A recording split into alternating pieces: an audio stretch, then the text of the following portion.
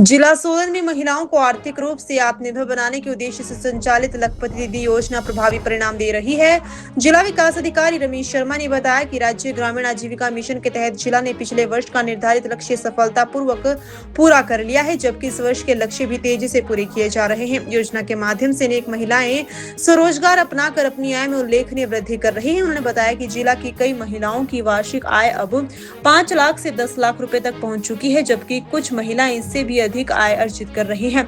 विभाग का उद्देश्य महिलाओं को केवल 1 लाख रुपए की आय तक सीमित न रखकर उन्हें सफल उद्यमी बनाना है, ताकि वे आर्थिक रूप से पूरी तरह वृद्धि कर सके।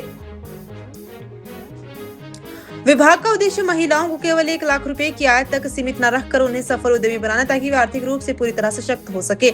रमेश शर्मा ने बताया कि महिलाओं को स्वरोजगार के लिए सस्ती ब्याज दरों पर ऋण उपलब्ध करवाया जा रहा है। स्वयं सहायता समूह के माध्यम से startup fund, community investment fund और रिवॉल्विंग फंड जैसी योजनाओं के तहत 10,000 से 50,000 रुपए तक की त्वरित वित्तीय सहायता भी दी जाती है। बड़े स्तर पर व्यवसाय शुरू करने के लिए बैंकों के माध्यम से ऋण की सुविधा उपलब्ध करवाई जा रही है। उन्होंने कहा कि महिलाओं के कौशल विकास के लिए आरसीटी के माध्यम से निःशुल्क प्रशिक्षण भी दिया जा रहा है। योजना के प्रति महिलाओं में लगातार उत्साह बढ़ रहा है, जिससे जिला में महिला उद्यमिता को नई दिशा मिल रही है और उनके जीवन स्तर में निरंतर सुधार देखने को मिल रहा है। साथ ही जो एक इनिशिएटिव चला है कि लखपति दीदी का हमारा, उस पे भी हमारा टारगेट अभी जिला सोलन का अचीव हम कर चुके हैं, और जो इस साल का पिछले साल का जो टारगेट वो अचीव हो चुका है। इस वर्ष का जो हमारा टारगेट है वो भी हम बहुत जल्दी अचीव करने वाले हैं। और आने वाले समय में जो लखपति दीदी हमारी है, वो अब कुछ दीदी हमारी अभी 5 लाख जिनकी इनकम वार्षिक आय 5 लाख है, कुछ दीदियों की हमारी 10 लाख की इनकम भी हुई है, और कुछ दीदी हमारी उससे ऊपर भी जा रही है। तो निरंतर ये प्रयास है कि महिलाओं को आत्मनिर्भर बनाया जाए और इनकी जो आजीविका है, उनके आय के साधन बढ़े। इस पे भी विभाग और सरकार निरंतर प्रयासरत है। इसमें विभाग, जैसे मैंने आपको पहले बताया कि महिलाओं के लिए जो भी उन्होंने काम करना हो, अपना व्यवसाय करना हो, उसके लिए सस्ती दरों पे उनको ऋण उपलब्ध कराया जाता है। और उसके साथ साथ जो हमारे ग्रुप्स है, उनके पास भी पैसा पड़ा होता है। जैसे आपका स्टार्टअप फंड है, कम्युनिटी इन्वेस्टमेंट फंड है, या फिर रिवॉल्विंग फंड है, जो आपस में वो सस्ती दरों पे जो छोटा, अगर कुछ पैसा उनको इमीडिएट चाहिए, जैसे अभी 10-20 हज़ार 50 हज़ार की किसी महिलाओं को आवश्यकता पड़ती है, तो आपस में वो इंटरलोनिंग करते हैं और उस पे सस्ती दरों पे वो महिलाओं को पैसा भी उपलब्ध होता है और इमीडिएटली वो पैसा उपलब्ध रहता है, उनके पास ही वो पैसा होता है।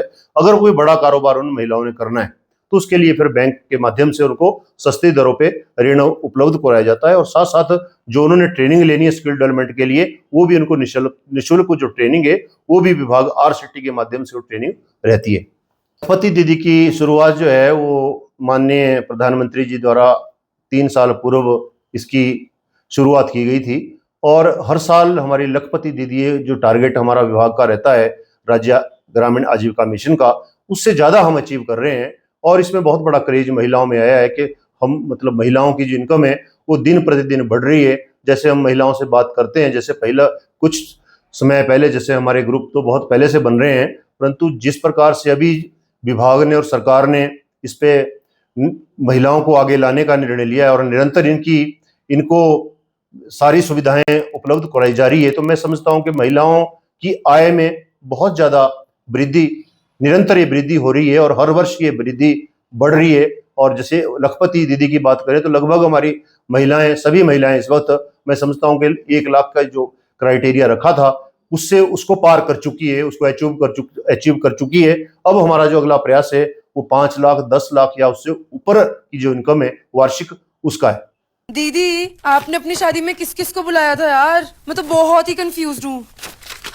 उन्हीं को बुलाया जो परदादी की शादी में थे। परदादी की? नाना नानी की शादी में भी थे, नाना नानी की, और मम्मी पापा की शादी में भी आए थे। कौन है बताओ?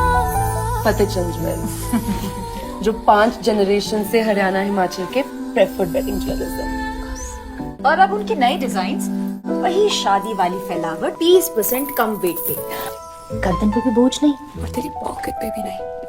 मेरी पॉकेट? पर इसका बिल तो आप भर रही हो ना दीदी।